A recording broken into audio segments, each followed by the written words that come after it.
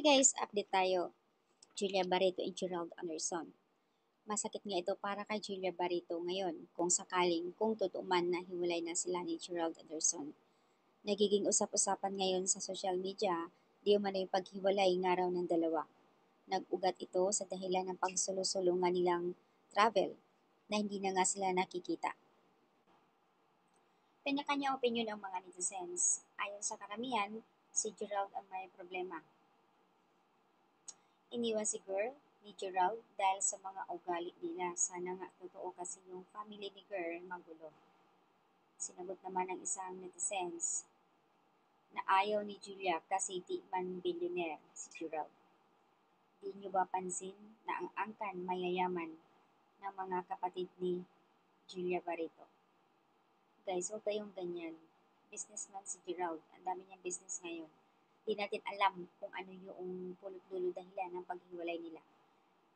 Isang source ng Team Julia, sa nabasa ko lang doon sa Twitter na ayon sa kanila, ang pulot dulo may dahilan dito ay si Gerald Anderson. Nagkampin sila, may mga girl na kasama, which is wala si Julia nga. So, andun mga friends. Siguro, alam naman na kasagsagan busy si Julia at mas pinilit pa niya na sumama doon sa mga friends, lalaki, babae. So, yun, nagkakaroon din ng sales factor ayon sa karamihan. Ayon dito sa isang netizens, for me kasi, kung talagang iniintindi mo ang girlfriend mo dahil busy siya, nagpakasaya ka na wala si girl. Ano yung magiging pakiramdam ng isang babae? Andun yung isip niya na baka may something, di ba? So, yung isa naman, ayon dito, para kay Julia, kung mahal mo si Gerald Anderson, dapat payagan mo rin na magkakaroon ng freedom sa sarili niya. Hindi naman palagi magkakasama, pero kung andun dapat ang trust niyo sa isa't isa.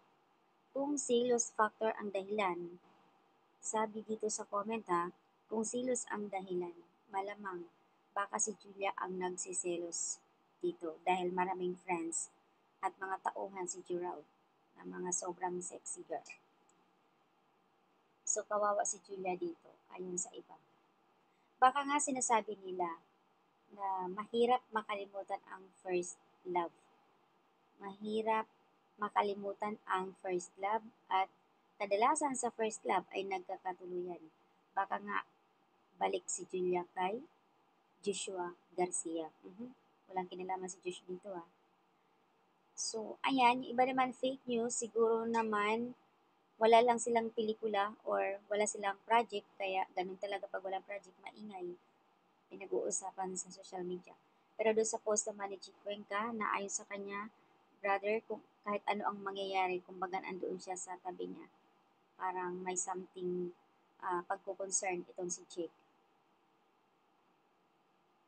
Yung iba naman dito, kung makapag-comment ng iba, akala ay perfect, ano, masyadong judgmental, puro niga.